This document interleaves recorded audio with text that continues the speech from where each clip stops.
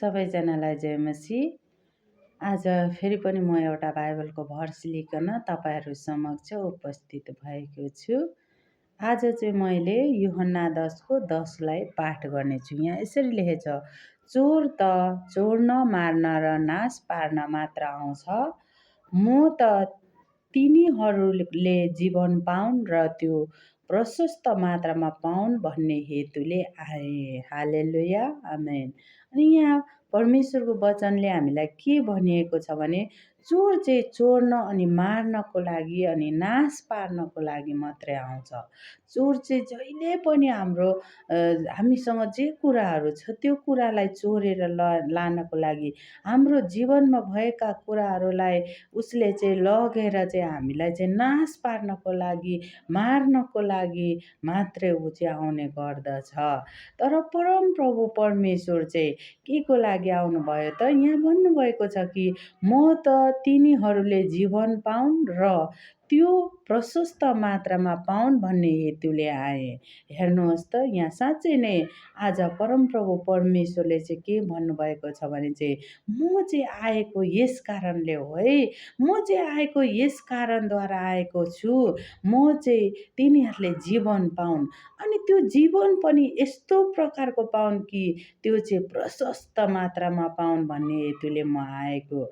अनि साँच्चै नै हामी प्रभु येशू क्रिस्टमा चाहिँ हुँदै गर्दाखेरि, प्रभु येशू क्रिस्टसँग चाहिँ साँच्चै नै हामीले साइनो गाँच्दै गर्दाखेरि, उहाँसँगको सङ्गत हुँदै गर्दाखेरि चाहिँ हामी चाहिँ के पाउने रहेछौँ भने चाहिँ हामीले चाहिँ प्रशस्तताको जीवन पनि पाउने रहेछौँ।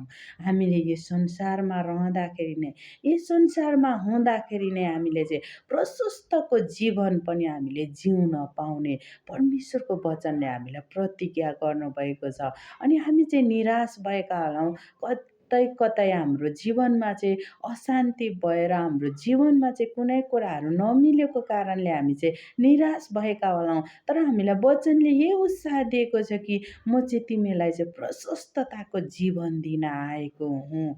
अनि साँच्चै नै हामीलाई कुनै पनि समयमा खाँचो अभाव हुँदै गर्दा हामीले चाहिँ हेर्नुपर्ने चाहिँ परमप्रभु परमेश्वरलाई रहेछ। अनि जब हामी परमप्रभु परमेश्वरलाई हेर्दछौँ भने उहाँले चाहिँ हाम्रो जीवनमा चाहिँ प्रशस्तताको जीवन दिनुहुन्छ।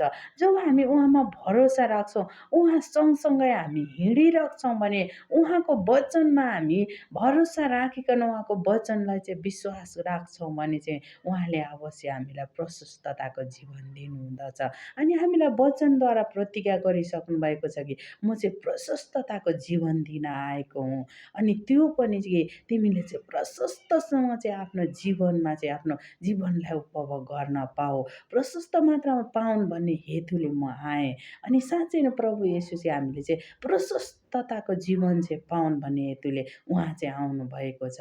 अनि उहाँ त्यत्तिकै आउनुभएको छैन, हाम्रो जीवनमा चाहिँ प्रशस्तताको जीवन दिनको लागि आउनुभएको छ। यदि हामी निराश छौँ भने हामी निराश नहौँ, ताकि हाम्रो प्रभु येशू क्रिस्टले चाहिँ हामीलाई प्रशस्तताको जीवन दिनुभएको छ।